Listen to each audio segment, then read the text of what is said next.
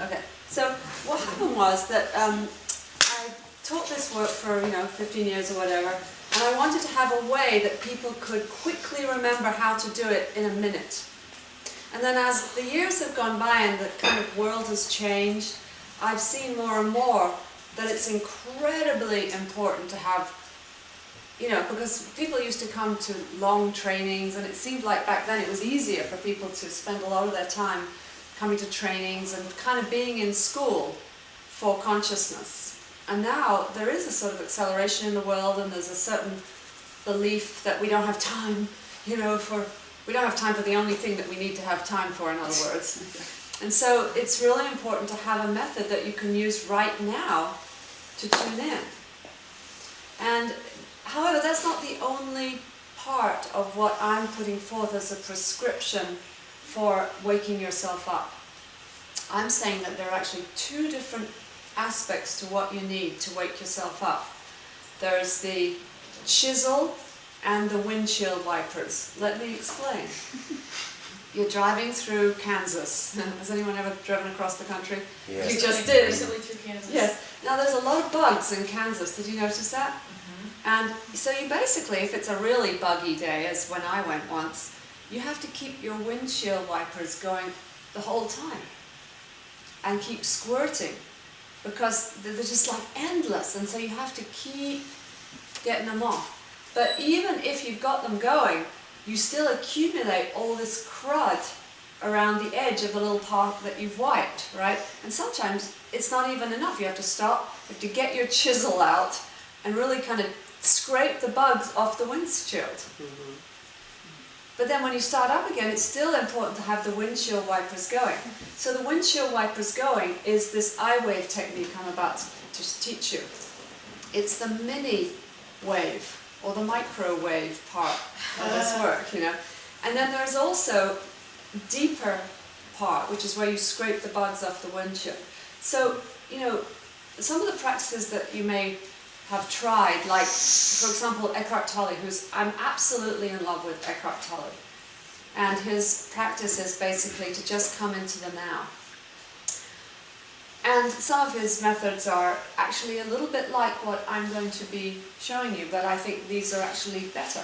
But I don't think I'm more awake than Eckhart Tolle. I think he's more awake than me. Absolutely. But I think the how is a little bit more easy here. But what he doesn't address is the backlog of bugs you've already got on your windshield. So although you may be able to sit, like I have a thing where I can sit and look into my computer and Eckhart looks back at me, and he just looks and I just look back and it's like, okay dude, where are we going? No, what's up? How you been? And he just looks back because he has these meditations where he just kind of looks and says, do you feel uncomfortable that I'm just looking? And I say, yeah. Let's talk, let's kiss, let's do something, But anyway, but at least when he's there, it's kind of easy to stay present, because he's very present, and he's adorable. But then I've got my backlog, you see, because I've had, whether this is your belief system or not, it's definitely my experience from extreme memories, is that I've had lots of lifetimes, and certainly in this lifetime I've had lots of lifetimes, and I've accumulated some scars along the way, also known as samskaras, if you know the Indian term. So I have some scars on my soul, some soul samskaras, and that's also known as the pain body, or your stuff, or the bugs on your windshield, which are hard little pieces of dry matter of self. They're not real happy.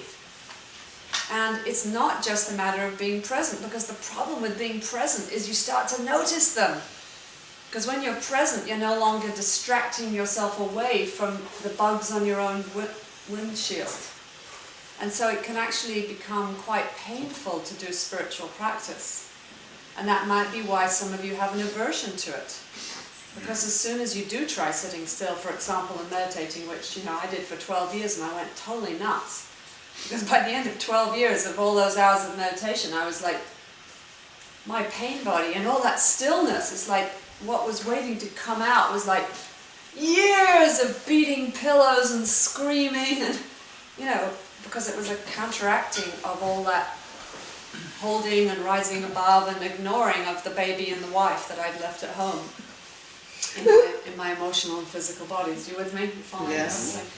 So we have this backlog, and for this backlog I have a different approach, which is the meltdown technique, and which is individual sessions in a container.